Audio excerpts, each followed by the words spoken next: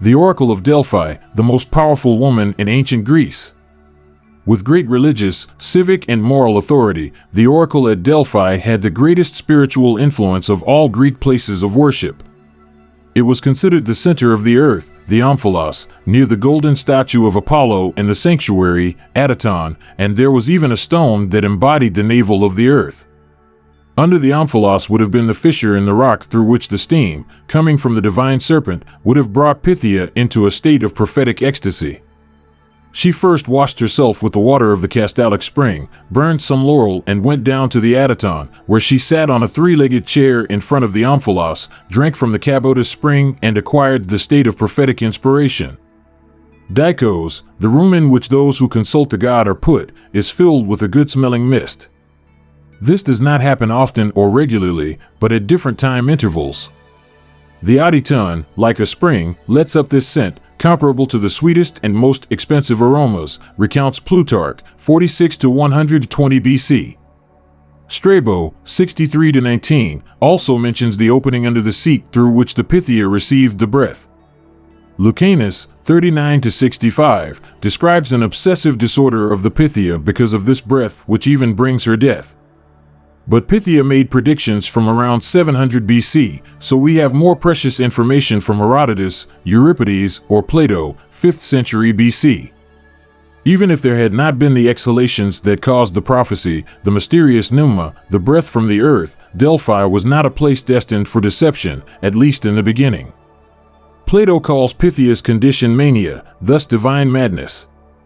His prophecies were inspired by Apollo and came in the form of verses spoken by the priests, who interpreted the words of the Pythia.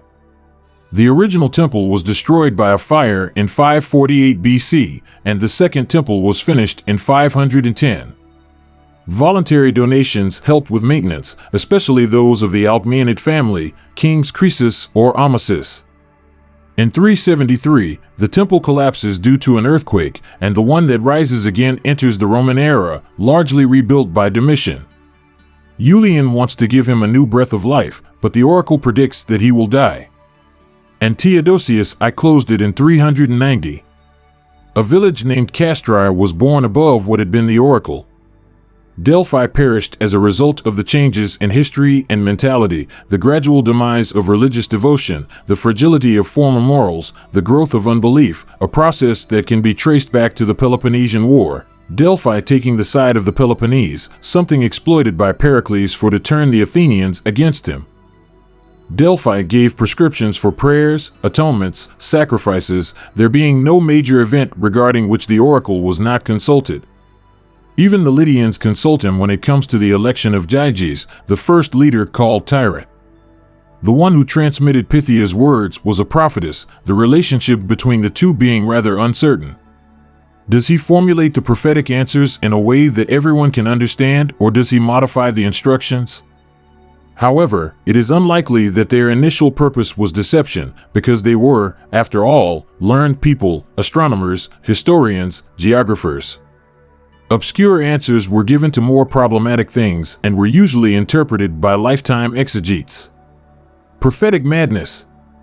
Most asked with the aim of asking for advice, less often to receive clarifications about the future. It was consulted, for example, on the founding of cities or the reconstruction of destroyed ones. Opinions were also asked about the outcome of wars, diseases, infirmities, bad harvests, catastrophes, famines, pestilences, defeats. Through the mouth of Pythia, Apollo gave teachings about the divine will, the founding of sanctuaries, offerings, worship, demons, heroes. The god was the only one who balanced and decided in all important matters. The answers were often hard to discern. For example, when the inhabitants of the island of Sifnos come to ask about the duration of their luck, they receive as an answer to make sure against the wooden horse and the red announcer, and do not make the association with the brightly painted vessels of those from Samos and refuse them and the soil. As a result, their island is deserted. When the Spartans ask what they could do against the Tegeans, Pythia tells them to get the bones of Orestes, located at Tegea, in Arcadia, where two winds whistle. Strike and counterstrike. One of them discovered the grave in the yard of a blacksmith shop, where there were two foals, the winds, and the hammer with an anvil, the blow and the counterblow. Other times, however, the oracle was wrong. The Lydian king Croesus, 560 to 546 BC, to whom victory had been predicted, is defeated by the Persian Kairos, who also conquers the city of Sardis.